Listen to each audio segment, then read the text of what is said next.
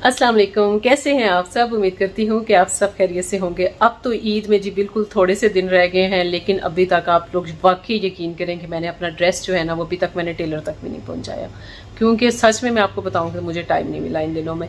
लेकिन इंशाल्लाह कल मेरा दिल है कि कल मैं बाहर निकलूँ, मैं टेलर तक जाके अपना ड्रेस जो है वो पहुँचा दूँ।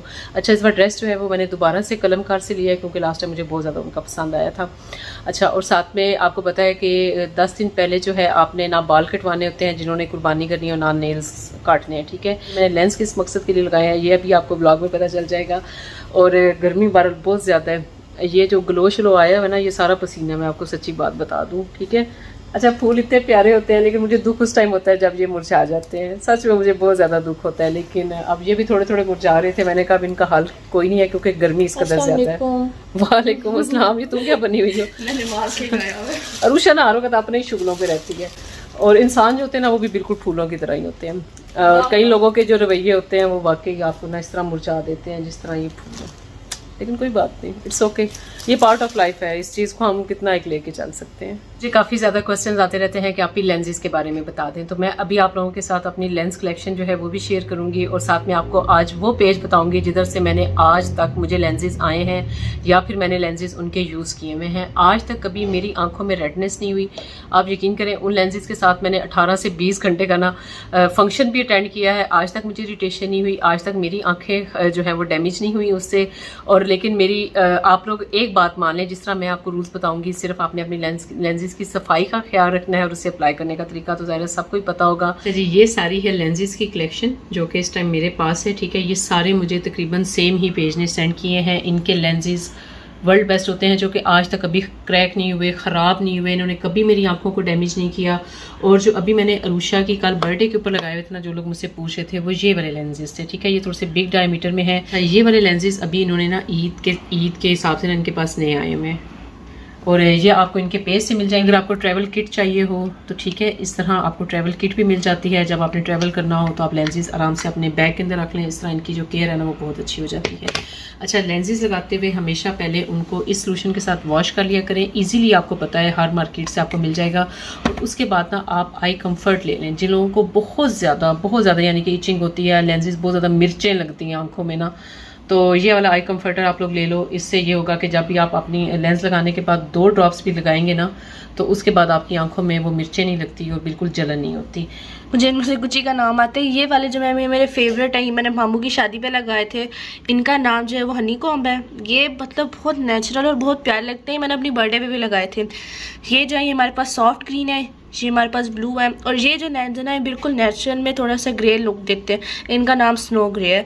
और उसके बाद ये सारे लेंस हैं, सारे लेंसेज मैं आपको कुछ का बता देती हूँ। इनमें है जी ग्रे है, स्काई है, एक्वा है, कैरामल कलर है, क्रीमी है, कैट आई है। अच्छा, इसमें जो कैट आई है ना ये मैं बहुत ज़्यादा लगाती हूँ, ये मुझे बहुत ज़्यादा पसंद है। बहुत इससे नेचुरल और यूनिक सी इसकी लुक आती है। उसके बाद ग्रे ग्रीन है, हर तरह का कलर जो है ना, हेज़ल है, ब्राउन है, आपको हर तरह का कलर जो है ना, प्लैटिनियम ग्रे आपको इनके पेज से मिल जाएगा। एक इससे और एक इससे बहुत नेचुरल लुक आती है। अमूमन मैंने अपने ब्लॉग्स के अंदर ना ये वाला कलर लगाया हुआ होता है, लेकिन अभी मैं आपको ना ये वाला एक दफ़ा अप्लाई करके दिखा देती हूँ। सादे मीठे पानी के साथ हाथ धो के, ठीक है, आपने टॉवल से ड्राई नहीं करना, एयर ड्राई होने देना, यानी कि हवा में ना हाथ जो है वो ड्राई हो जाए। अच्छा, अगर आप टॉवल में ड्राई करोगे तो उससे क्या होगा कि छोटे छोटे टॉवल के जो पार्टिकल्स होते हैं ना वो आपकी आंखों के अंदर जाते हैं, जिससे आपको बहुत ज़्यादा इरिटेशन होती है। बहुत ज़्यादा जिनको इरिटेशन होती है, एक तो वो ये वाले, हाँ, ये आई कम्फर्ट ड्रॉप्स जो हैं ये मैंने आपको बता दिए हैं कि ये आपको इजीली 20-25 रुपए के मिल जाएंगे। ये लोग होते हैं, ये साथ में इस तरह आपको एप्लीकेटर इनके मिल जाते हैं, इजीली आप अप्लाई कर सकते हो। जहाँ पे फिंगर पे आपने लगाना है, फिंगर पे आपने ये सोल्यूशन थोड़ा सा लगा लिया करें, 1 ड्रॉप। ठीक है जी, बिल्कुल किसी एप्लीकेटर वगैरह के साथ नहीं अप्लाई करती है, सिंपल इस तरह फिंगर पे रखा। फिंगर भी मैंने वॉश की हुई है। थोड़ा सा मैं कैमरे में देखूंगी, मेरे पास शीशा भी नहीं है।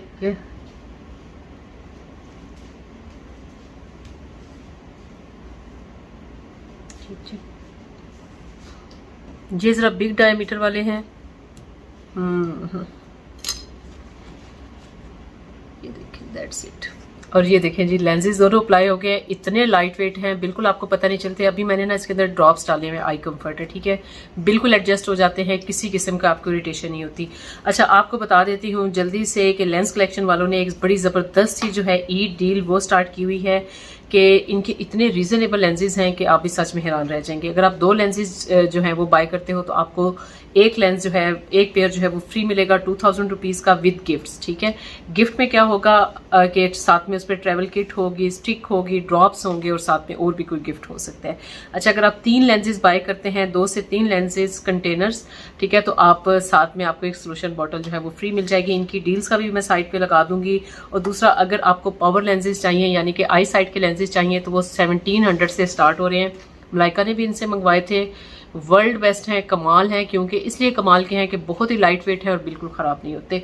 अमूमन मैं लेंसेज देखती हूँ कि जो वैसे ड्राई होते जाए ना, उनके कंटेनर में थोड़ा सा सोल्यूशन ड्राई होता है, तो क्या होता है जी कि उससे फिर काफ़ी ज़्यादा जो लेंसेज होते हैं ना वो क्रैक हो जाते हैं।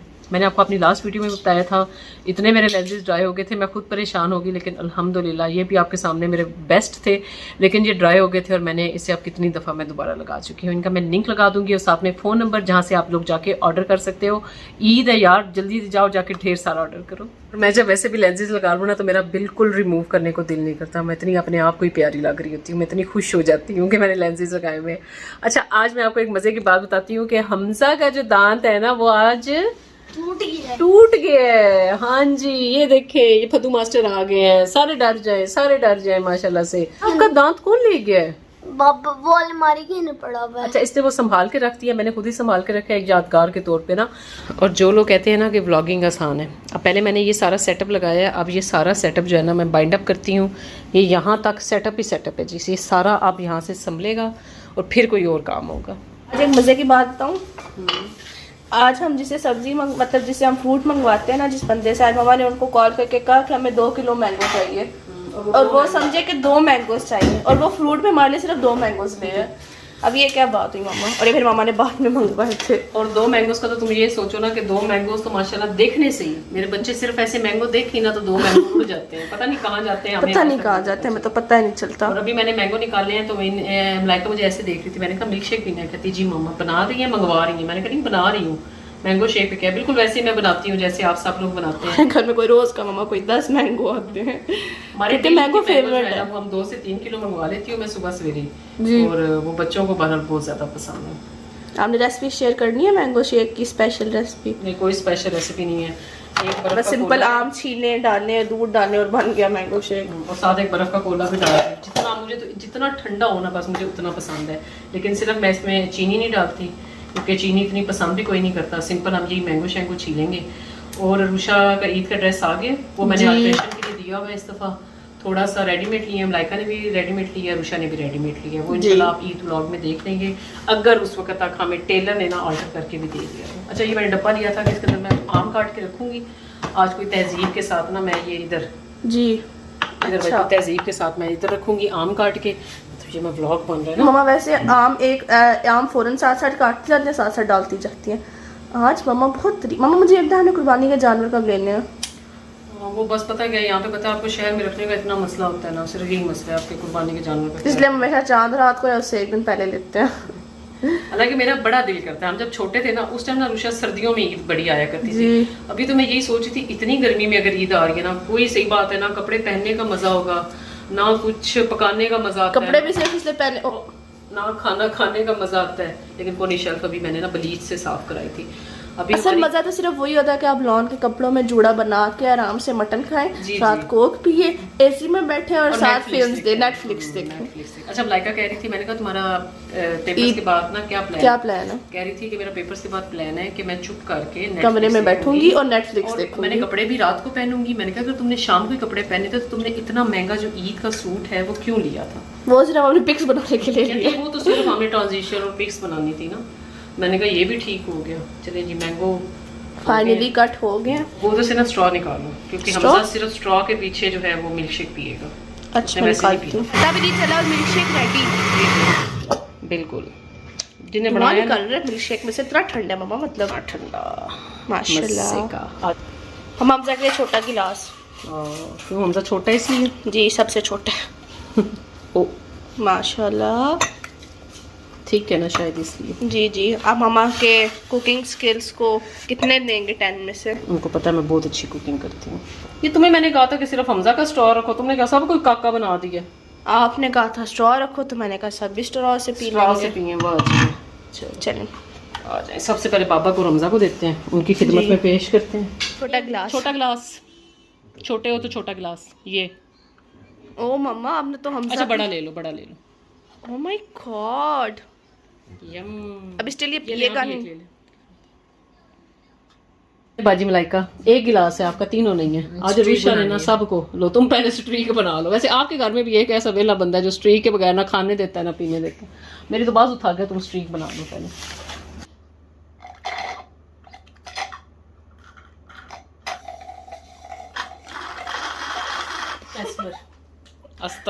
एस्मर ये ना स्ट्रॉ धो के रखने पेप्पे, ये 75 रुपए की हमें 100 पेप्पे मिली थी, ये हमने भी धो के रखनी है।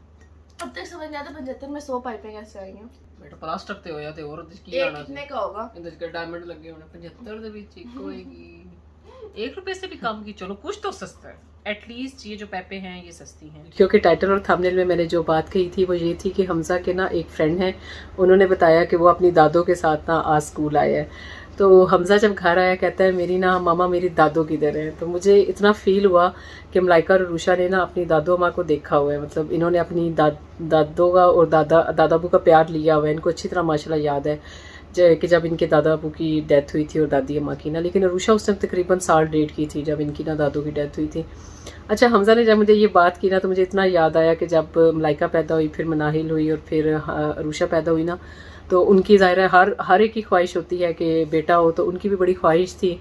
और वो ये कहती थी कि पता नहीं बस मैंने ना राशिदा का या बशीर का मैंने बेटा देखना है या नहीं देखना, पता नहीं मेरे नसीब में है कि नहीं, बस उनकी बड़ी ये ख्वाहिश थी।